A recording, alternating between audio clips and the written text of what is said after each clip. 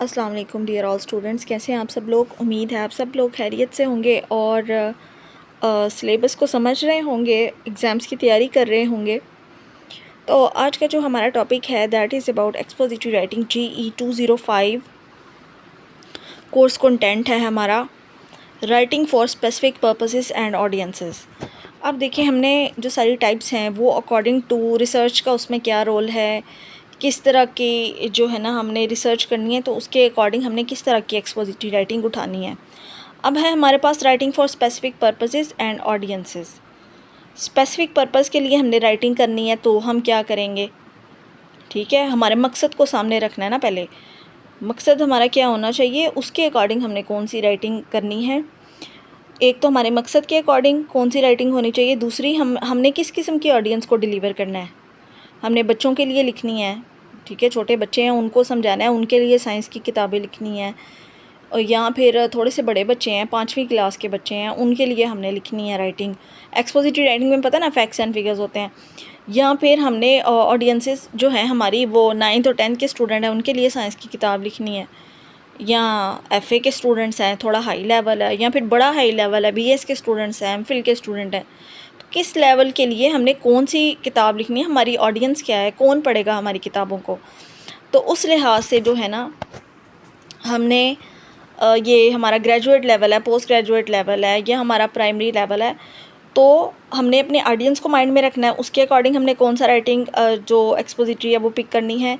या फिर हमारी राइटिंग का किस हमारा पर्पस क्या है, हमारा मकसद क्या है, ठीक है, उसके अकॉर्डिंग हमारे लिए कौन सी राइटिंग सूटेबल रहेगी, ये आज हम पढ़ेंगे। तो इस हिसाब से सबसे पहले हम पढ़ते हैं डिफरेंट टाइप्स ऑफ पर्पसेस। हमारे बहुत सारे पर्पसेस होते हैं जिनके अकॉर्डिंग हम फिर अपनी जो हमारी राइटिंग है ना एक्सपोजिटरी वो हम अडॉप्ट करते हैं।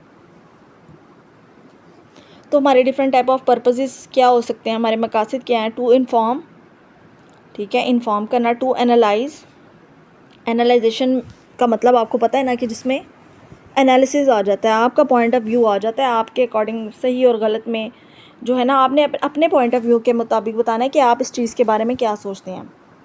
फिर जो हमारा थर्ड पर्पज़ है दैट इज़ टू परसुएड, ठीक है, परसुएड मतलब कायल करना। आपने अगले बंदे को कायल ही करके रहना है कि एंड तक कि आपका जो पॉइंट ऑफ व्यू है वो करेक्ट है, आपने जो हाइपोथेसिस दी है वो ठीक है, थ्योरी बनाना है उसको। और टू एंटरटेन, या फिर आपका सिंपल पर्पज़ है कि आपने इंटरटेनमेंट करनी है, मजाक क्रिएट करना है, ठीक है। सबसे पहले चलें अब इसको पढ़ लेते हैं।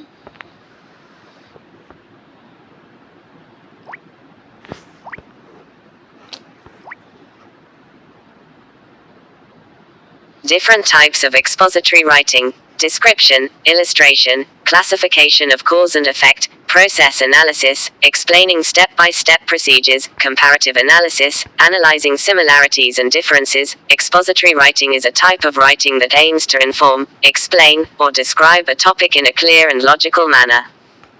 It is often used writing for specific purposes and audiences. Different types of purposes: to inform, to analyze, to persuade, to entertain, etc. Writing for specific purposes and audiences involves tailoring your content to achieve a particular goal and to resonate with a specific group of readers. The purpose of your writing determines the tone, style, and structure, while the audience influences the language, examples, and level of detail. Here अच्छा, इसमें ना जो हमारे पास specific purposes और audience है ना, हमने देखना है कि उनको किस तरह का कंटेंट जो है ना हमने प्रोवाइड करना है, ठीक है। किस तरह का हम उन्हें कंटेंट प्रोवाइड करेंगे तो हमारा गोल अचीव होगा, ठीक है। वो स्पेसिफिक ग्रुप जो है हमारा, स्पेसिफिक ग्रुप ऑफ रीडर्स जो है, जो हमारी ऑडियंस है, वो किस तरह से बात को आसानी से समझ लेगी, ठीक है। हमारा मकसद पहले क्या है ये हमने देख लिया, फिर हम किस किस्म की ऑडियंस को किस तरीके से समझा सकते हैं, ठीक है। तो वो हमने दोनों चीज़ों को माइंड में रख के फिर हमने एक्सपोजिटरी राइटिंग का जो स्टाइल है, जो टाइप है, वो अडॉप्ट करनी है। और फिर जो हमारी एक्सपोजिटरी राइटिंग हम पिक करेंगे ना, उसकी टोन, स्टाइल एंड स्ट्रक्चर वो डिटरमिन करता है कि किस हद तक हमने जो है ना वो इन्फ्लुएंस किया है ऑडियंस को, ठीक है। इसके अंदर हमारी लैंग्वेज भी इम्पॉर्टेंट है, और जो हमारे लेवल है ना, डिटेल हमने किस हद तक दी हुई है, किस हद तक डिटेल देने की ज़रूरत है, ये भी मैटर करता है। तो डिफरेंट टाइप ऑफ पर्पसेस को पहले स्टडी कर लेते हैं। हमारे पर्पसेस क्या हो सकते हैं, हमारे मकासद क्या हैं एक्सपोजिटरी राइटिंग कि हमने कौन सी अडॉप्ट करनी है। सबसे पहला मकसद है कि सिंपल हमने इन्फॉर्मेशन देनी है, ठीक है। इन्फॉर्मेशन देने के लिए हम कौन सी जो स्टाइल है वो अडॉप्ट करेंगे। डिस्क्रिप्टिव भी हो सकता है, प्रोसेस भी हो सकता है, ठीक है, कोई भी हो सकता है। अब ये देखें, पहले तो हम ये पर्पसेस को डिस्कस कर लेते हैं। Here are the different types of purposes in writing. 1.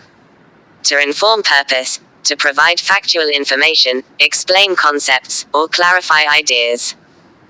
The goal is to educate the reader without expressing personal opinions. अच्छा, इसमें अपने पर्सनल ओपिनियन नहीं देने होते, बस फैक्ट्स एंड फिगर्स एक्सप्लेन करने होते हैं रीडर्स को, ठीक है। जैसी चीज़ें हैं वैसे ही आप एक्सप्लेन कर दें। इसमें news article, textbook, research papers, how to guides, ठीक है, प्रोसेस राइटिंग भी वो सारी आ जाती हैं, ठीक है। ये देखें, अब ये देखें, न्यूज़ आर्टिकल्स में हमने कोई अपना पर्सनल पॉइंट ऑफ व्यू नहीं दिया होता। टेक्स्ट बुक में भी सीधी बातें शुरू से लेकर इंट्रोडक्शन से लेकर एंड तक, कोई अपने बारे में कोई बात नहीं, direct to the point topic के बारे में बात, ठीक है। तो ये आपने इस तरह से, आपका पर्पज़ इन्फॉर्मेशन है तो इस तरह से आपने उसके अकॉर्डिंग एक्सपोजिटरी राइटिंग स्टाइल उठाना है। Examples. O news articles, O textbooks, O research papers, O how to guides, key features. O clear, concise, and objective language. O focus on accuracy and reliability of information. O organized logically, e.g., chronological, cause and effect, or problem solution.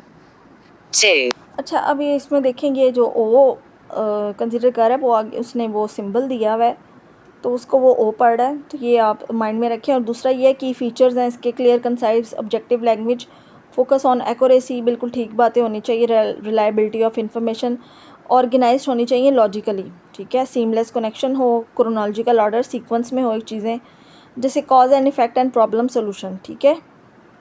तो इस तरह से ये descriptive writing भी इसमें आता है, सीधी सीधी आपने डिस्क्रिप्शन दी हो, तो ये भी पर्पज़ है इन्फॉर्म करना।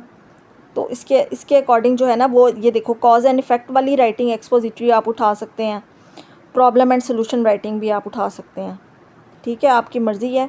अगर आपने इन्फॉर्म करना है आप इनमें से कोई भी उठा सकते हैं।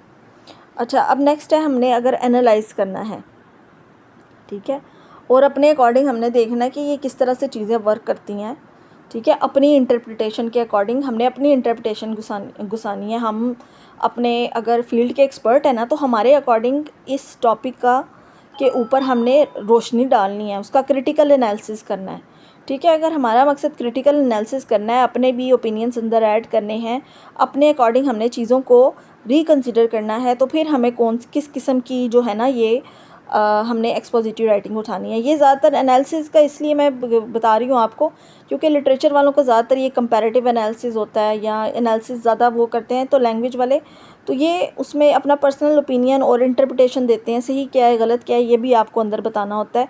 आपके अपने पॉइंट, आपने क्या ऑब्ज़र्व किया है ये इंपॉर्टेंट होता है, ठीक है। और ये इसलिए क्यों मान लेते हैं लोग आपकी बात, क्योंकि आप अपने फील्ड के एक्सपर्ट होते हैं। उस टाइम पे आपकी एनालाइजेशन कंसीडर होती है जब आपने पहले ही रिसर्च की हो, आपकी कोई रिनाउंड वर्क हो, ठीक है, एक्नॉलेजमेंट हो, उस केस में आपकी एनालिसिस जो है ना वो माना जाएगा।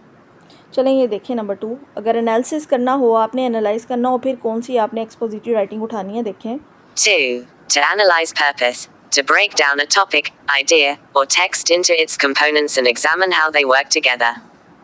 The goal is to provide insight or interpretation. Examples. O literary analysis essays, O case studies, O market research reports, key features. O focus on critical thinking and evidence-based reasoning. O use. अच्छा, ये ऊपर आपने example देखी है, literally analysis assess, ठीक है, ये literature वाले जो ज़्यादा करते हैं अपने पॉइंट ऑफ व्यू के अकॉर्डिंग, किसी का भी कैरेक्टर एनालिसिस कर देते हैं कि हमारे अकॉर्डिंग ये ठीक था नहीं ठीक था, किसी के लिए कोई विलन को जो है वो इनोसेंट भी प्रूव कर सकता है एनालिसिस के थ्रू। फिर केस स्टडीज़ हैं, केस स्टडीज़ में मैंने आपको बताया था एक ही पेशेंट या 2 पेशेंट्स को लेके उन्हीं के ऊपर ऑब्जर्वेशन करते रहे हैं और उनके अकॉर्डिंग अगर दवाई का रिज़ल्ट ठीक आता है तो वो डिक्लेयर कर देते हैं कि हमारी तरफ से ये दवाई जो है ना इस पे वर्क की है। फिर मार्केट रिसर्च रिपोर्ट्स, ये भी आपके अकॉर्डिंग आपने एनालिसिस करना होता है, तो इसके अंदर जो है ना एक्सपर्ट का एनालिसिस इंपॉर्टेंट होता है। अगर आप एक्सपर्ट हैं तभी आपका यहाँ आप रिसर्चर हैं तो ही आपका एनालिसिस इंपॉर्टेंट है। नाउ नेक्स्ट की फीचर्स देखें। अच्छा, इसमें क्रिटिकल थिंकिंग और एविडेंस बेस्ड रीजनिंग भी होनी चाहिए। अब खाली आपकी क्रिटिकल थिंकिंग से काम नहीं चलेगा, एविडेंस भी साथ साथ देना होता है कि क्यों, ठीक है, आगे देखें। O uses examples, data, or quotes to support analysis. O often includes comparisons, contrasts, or evaluations. 3. To persuade purpose. To convince the reader to adopt a particular viewpoint, take action, or change their behavior. The goal is to influence the audience. Example. अच्छा ये देखें, इसमें ना आपने persuade करना होता है कि आपका पॉइंट ऑफ व्यू करेक्ट है। कोई पब्लिक ओपिनियन बनाना हो ना तो गवर्नमेंट स्पेशली ये असाइन करती है ये डिफरेंट एजेंसीज़ को, प्रोडक्शन हाउसेस को, कि आप जैसे आर्मी के ख़िलाफ़ लोग हो गए थे आज से 5 साल पहले, 5 से 6 साल पहले, तो मुल्क के अंदर जो है ना वो काफ़ी ज़्यादा बगावत की एक जो है ना वो मूवमेंट चलानी शुरू की थी किसी भी पॉलिटिकल पार्टी ने, मुझे नहीं, कुछ लोग हो सकते हैं, कोई भी बंदा हो सकता है। तो उन्होंने क्या किया था कि आर्मी से रिलेटेड फिर उन्होंने कहा था कि आप ड्रामास जो है ना वो आप इस तरह से बनाएं कि एंड पे जो है ना लोगों के दिलों में मोहब्बत वापस से जाग जाए। तो उनका जो है ना मकसद था परसुएड करना ऑडियंस को कि आर्मी जो है ना वो लॉयल है अपने लोगों के साथ। तो इस तरह से उन्होंने फिर ड्रामे बनाए ज़्यादा से ज़्यादा आर्मी के ऊपर और लोगों को परसुएड किया कि वो मूवीज़ भी बनाई एयरफोर्स के ऊपर कि ज़्यादा से ज़्यादा लोग आर्मी में आए और एयरफोर्स में आए, नेवी में आए, इस तरह से। ठीक है, तो जो है ना मकसद आपने पहले देखना होता है, उसके बाद आपने एक्सपोजिटरी राइटिंग उठानी होती है। अब ये भी देखना होता है कि आपकी ऑडियंस क्या है, वो किस तरह से समझेगी। ठीक है, तो एंड पे जब उन्होंने इस तरह के ड्रामे बनाए तो एंड पे बहुत सारे लोगों ने ये फील्ड अडॉप्ट किया आर्मी का। ठीक है, बहुत सारे लोगों का पॉइंट ऑफ व्यू चेंज हो गया आर्मी की तरफ, उनको पता चला आर्मी वाले कितनी मेहनत करते हैं। तो ये इस तरह से है, देखें। Examples. O argumentative essays, O opinion editorials, O advertisements, O cover letters. Key features. O uses logical arguments, emotional appeals, and credible evidence. O addresses counter-arguments to strengthen the position. O clear call to action or conclusion. 4. To entertain purpose, to amuse, engage, or captivate the reader. The goal is to provide enjoy. अच्छा, entertainment, यहाँ पे simple entertainment का मकसद होता है to Amuse, engage और captive the reader. Sometime ये बहुत इंपॉर्टेंट होता है कि बिजी लाइफ्स के अंदर रीडर्स को के लिए कोई इंटरटेनमेंट और मजाक का एलिमेंट भी हो। ठीक है, कुछ लोगों के लिए बाकायदा एक फील्ड होती है। ठीक है, कॉमेडियंस होते हैं ना जैसे, ठीक है, इसी तरह से ये कॉमिक्स होती हैं डिफरेंट। ठीक है, उनके अंदर ये सारी चीज़ें होती हैं मजाक वाली। तो मकसद है इंटरटेन करना। फिर कौन सी एक्सपोजिटरी राइटिंग हम उठाएंगे, ये देखें। The goal is to provide enjoyment or evoke emotions. Examples. O short stories, O novels, O poems, O comedy sketches. Key features. O creative and imaginative language. O focus on storytelling, humor, or emotional impact. O often includes vivid descriptions and relatable characters. 5. To instruct purpose, to teach the reader how to do something or follow a process. The goal. अच्छा, to instruct, इसमें आपको याद है वो instruction वाला और process writing. ठीक है, कोई प्रोसेस समझाना या इंस्ट्रक्शन देना कि कोई चीज़ किस तरह से करनी है। उसके अंदर स्टेप्स होते हैं। ठीक है, जितने स्टेप्स बताए गए होते हैं उतने ही फॉलो करने होते हैं, तभी आपके पास टारगेट अचीव होगा। चाहे कोई रेसिपी है, how to make a cake, ठीक है, स्टेप बाय स्टेप्स और उसको करेंगे तो ही आपके पास रिज़ल्ट आएगा। तो इस तरह से हमारा पर्पस है इंस्ट्रक्शन देना। ठीक है, तो फिर कौन सी हमने एक्सपोजिटरी राइटिंग अडॉप्ट करनी है, देखें। The goal is to provide clear, actionable steps. Examples. O user manuals, O recipes, O tutorials. Key features. O step-by-step instructions. O simple, direct language. O visual aids, e.g., diagrams, images, when necessary. 6. अब ये देखिए वो cake की recipe है, तो साथ साथ वो छोटे छोटे उन्होंने डायग्राम्स वगैरह दी होती हैं। ठीक है, तो अगर नेसेसरी है तो वो भी आप दे दें। अच्छा, इसका सिंपल नेक्स्ट का जो हमारे पास पर्पस है वो है डिस्क्राइब। सिंपली चीज़ों को डिस्क्राइब करनी है कि विविड पिक्चर देनी है किसी भी इवेंट की, पर्सन की, प्लेस की, और बस रीडर को क्या करना है, इसमें विजुअलाइजेशन करानी होती है, इमेजरी कास्ट करनी होती है। ठीक है, देखें। 6. To describe purpose, to create a vivid picture of a person, place, object, or event. The goal is to help the reader visualize the subject. Examples. O travel blogs, O product descriptions, O descriptive essays. Key features. O rich sensory details, sight, sound, smell, taste, touch. O focus on specific characteristics or qualities. O organized spatially or by importance. अच्छा, इसमें देखें travel blogs आ गए, बहुत ज़्यादा description होती है इसमें, product की डिस्क्रिप्शंस होती हैं सारी, फिर डिस्क्रिप्टिव एसेज होते हैं, सिंपल कितनी डिस्क्रिप्शन होती हैं उनमें। तो ये सारी चीज़ें थी इसके बाद हमारा नेक्स्ट पर्पज़ है टू रिफ्लेक्ट, किसी चीज़ के ऊपर रोशनी डालना, अपने पर्सनल एक्सपीरियंसेस जो हैं वो उसके बारे में शेयर करना, अपनी थॉट्स और इनसाइट्स जो है ना वो शेयर करना। ठीक है, तो इसमें के अंदर आप अपनी इमोशंस और जो है ना अपने आइडियाज़ भी एक्सप्लोर कर सकते हैं। और ये ज़्यादा से ज़्यादा सफ़रनामे होते हैं ना, जैसे आपने कोई सफ़र किया है, ठीक है, उसमें आपका जो पर्सनल ओपिनियन क्या है, ठीक है, वो आप ऐड कर दें। फिर जर्नल्स और डायरीज़, ठीक है, ये आप लिख सकते हैं। चलें, टू रिफ्लेक्ट, अब ये हमारा पर्पज़ है, तो कौन सी हम एक्सपोजिटरी राइटिंग करेंगे, देखें। Organized spatially or by importance. 7.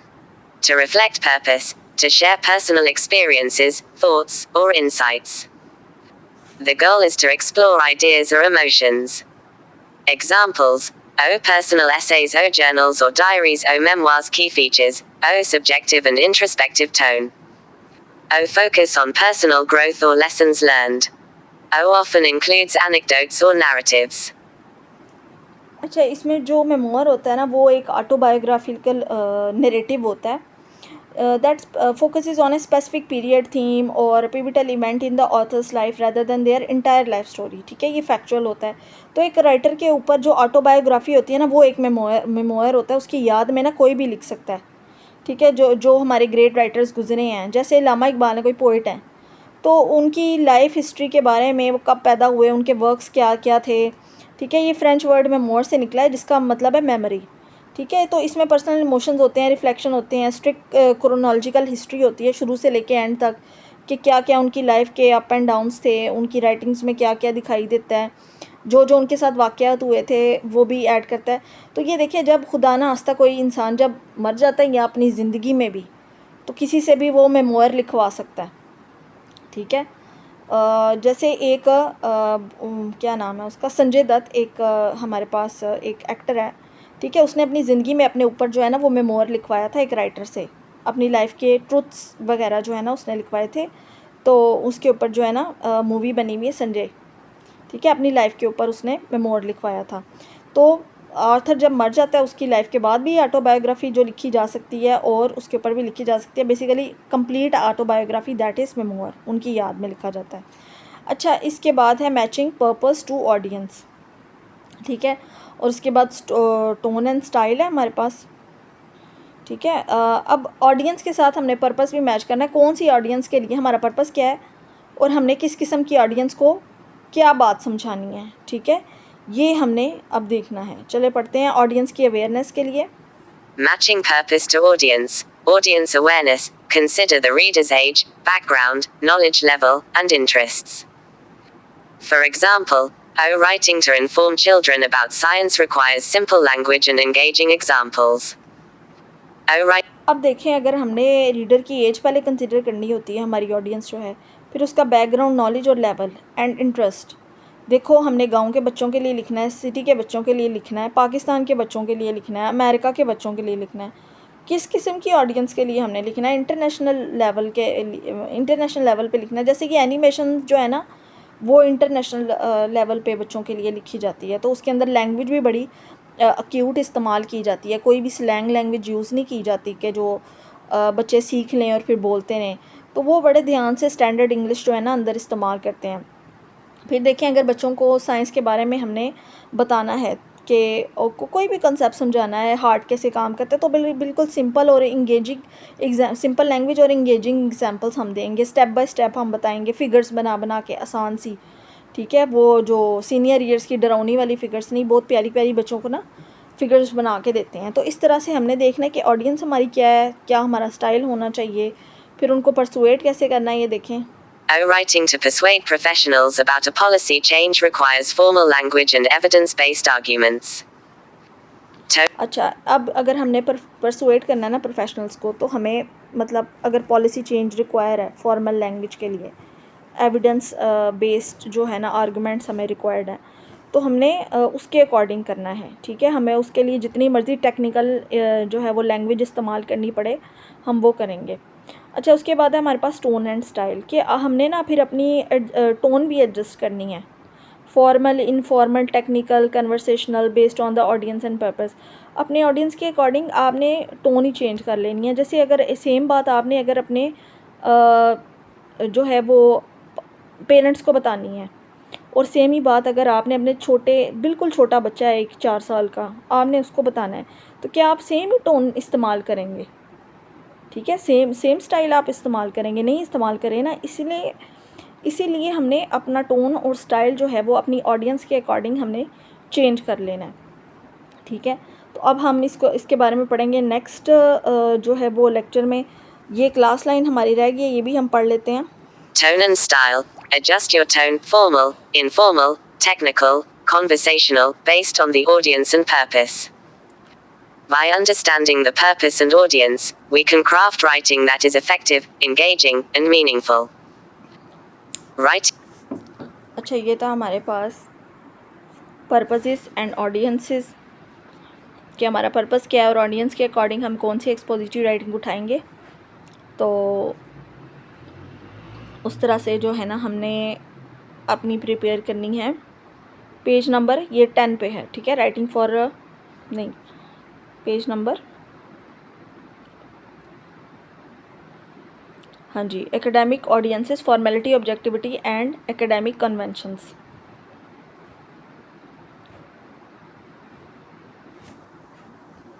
ये भी नहीं है, हाँ इससे ऊपर वाला भी। अच्छा, अभी हमने ये टॉपिक कवर किया है कि writing for specific purposes and audience, और उसके बाद जो है ना सेकंड टॉपिक नेक्स्ट वीडियो में हम डिस्कस करेंगे। तो अभी के लिए अगर आपके पास कोई क्वेश्चन है ना तो आप मुझसे पूछ सकते हैं, ठीक है, कमेंट्स में। और ये भी मैं आपको दोबारा बता दूं कि जब भी आप पेपर के लिए रेडी करें तो हमेशा सारे का सारा सिलेबस आप रेडी करें। 80% जो है वो मिड टर्म के बाद वाला आता है और 20% नॉर्मली मिड टर्म से पहले वाला आता है। लेकिन और जो आपके क्वेश्चन आते हैं ना उसमें कोशिश की जाती है कि सारे का सारा सिलेबस ही कवर हो। ठीक है, तो उस हिसाब से आप तैयारी करें। आई सी यू इन नेक्स्ट वीडियो। अल्लाह हाफिज़।